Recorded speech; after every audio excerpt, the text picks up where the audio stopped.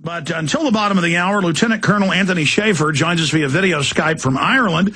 Lieutenant Colonel Anthony Shaffer is a Bronze Star recipient with more than 25 years of experience in the intelligence community, including directing the Defense Intelligence Agency Task Force Stratus Ivy. Under his lead, Stratus Ivy conducted some of the most daring and innovative human intelligence collection and information operation ever undertaken by the Department of Defense, as well as providing information to support the SOCOM program Able Danger.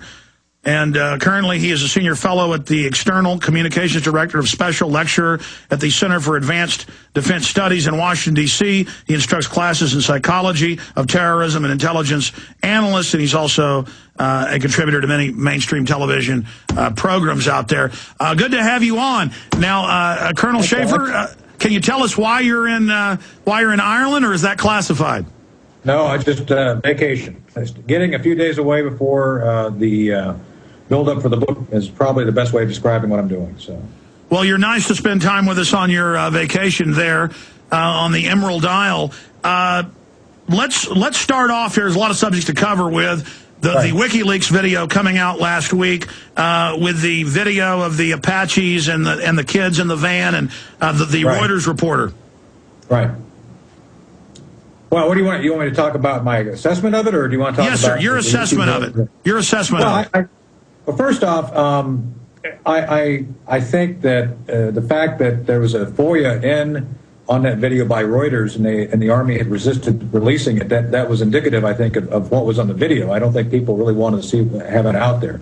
As I understand it now, the video has been confirmed as authentic, and that's the second problem with it. I think that it's not so much a problem that the WikiLeaks folks got it. I think it's a fact that the Army didn't stand up at the time this happened and said, hey, some mistakes were made here. And let me be clear on why I'm saying that.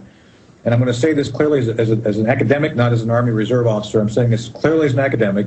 There are, from my background and experience from having been in combat, my understanding of the rules of warfare, especially in this case, the ROE, the specific rules of engagement for this specific period, which I understand are essentially the ones you can find on the internet. The 2006 rules of engagement are still valid for the most part, and this incident occurred in 2007.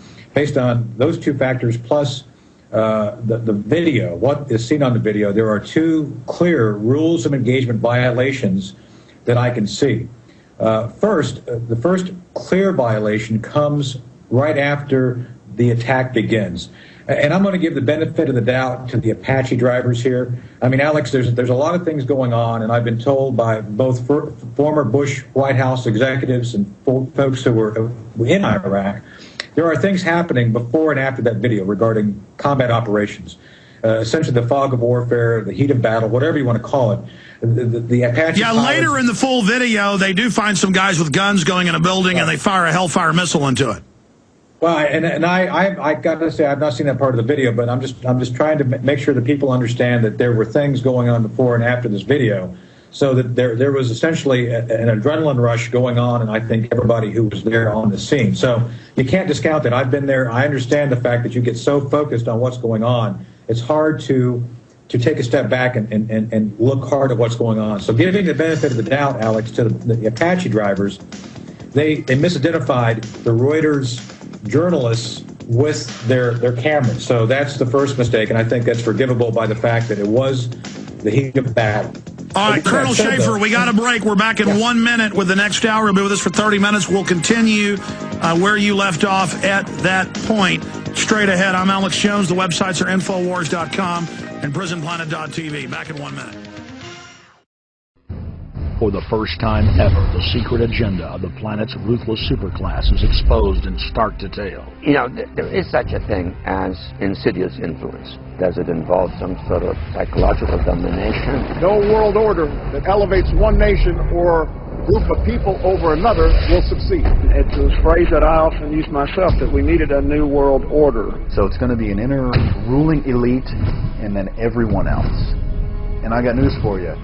You're everyone else. The whole concept of New World Order, it really says that the state is God. They created in all of the British dependencies what they call round table groups. At a higher level of COG government, where the constitutional authorities are not allowed to go. The New World Order really is a tool for addressing a new world of possibilities. The people running this country are determined to destroy it.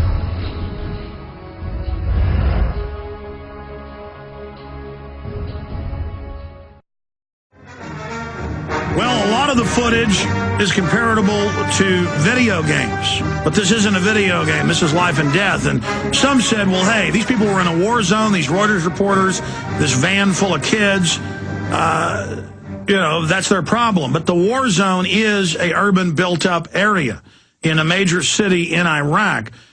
And the Pentagon blocked this being released, and this is the type of stuff that happens in war, in modern war. So then you have to ask, is this then a just war? And before you go invade a country and knowing there's going to be this type of collateral damage, you better make sure your nation is under threat. We know they lied about WMDs and everything else, but Lieutenant Colonel Anthony Shaffer, goes by Tony Shaffer, is our guest. Very nice to be joining us. You got cut off by the break. This is a short segment as well. Continue with the points you were making. All right, well, and I agree with your point on the whole justification of the war thing, Alex. You and I talked about that a little bit. I think, frankly, you and I have talked about this, and I'll say it for your benefit of your listeners. I think there's other ways we could have taken care of Iraq without a full-blown invasion. With that said, though, I think that's a topic for another day. But back to this specific video, giving the benefit of the doubt to the Apache drivers in the heat of the moment, I think there could have been justification regarding the misidentification of the bags as either weapons or RPGs, maybe. I'm pretty dubious, but let's give them the benefit of the doubt. The mistakes I saw, which were the clear violations, Alex, were first off, right after they got clearance to fire. Once they fired, they should have essentially stopped then and paused and tried to figure out what was going on. And one of the clear rules that were broken is it says once someone is down, you quit shooting. They didn't quit shooting. They made sure these guys were dead. Now, as an intelligence officer, I've said this on the air, that's stupid. As an intelligence officer, you want to capture people to find out what their affiliation is, why they were doing what they were doing. Clearly, this was not good common sense. This is not something, and frankly, if I were the commander and I saw this on the battlefield, I would have stopped those soldiers right there and done something, because that's not the way you should conduct yourself. Now, let's fast forward to the ban, and this is something I think has become a very big point of contention, which I frankly think is a huge mistake, both for the PR war and another clear violation of the rules of engagement. When the Reuters reporter was on the ground crawling away, they were waiting, they were trying to egg him on, hoping he'd pick up a weapon. As I said before, once a person's down, you're obligated to go in there and render aid and try to capture them and find out what's going on. When the van shows up to give him aid, and Alex, I've watched the video at least 3 times to make sure I understood it correctly.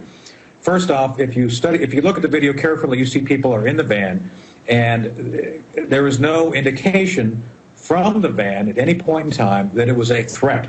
And this is where it clearly states that you have to have a clearly defined threat before you fire and use deadly force. In this case, it was very clear there was no threat from that van. That van was there to render aid for that individual. Now, there's reports out on this. I'm not sure if you found copies yet or not. I've been able to read the reports. I don't have a copy of them.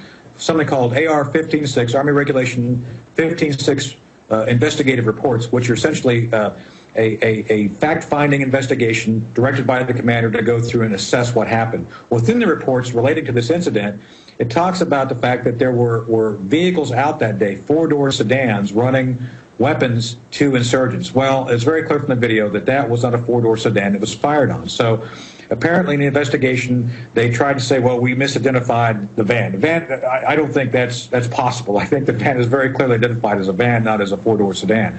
So in my judgment, my professional judgment, both on my experience in Afghanistan, having been in urban warfare, having to make don't shoot decisions, and on the rules of engagement, the 2 clear violations were continuing to fire once the individuals were down, and of course, firing on the van when there was no hostile threat indicated. As a matter of fact, it was the contrary. It indicated, for the most part, that those people were trying to render aid to that individual, which, again, as an intelligence officer, they could have monitored that van, they could have followed it, and as you see in the video, U.S. forces show up within minutes of the incident to secure the area. The idea Colonel Shaffer, stay there. Long segment coming up. Let's get your conclusion on this, and then talk about the nature of modern warfare, period, straight ahead.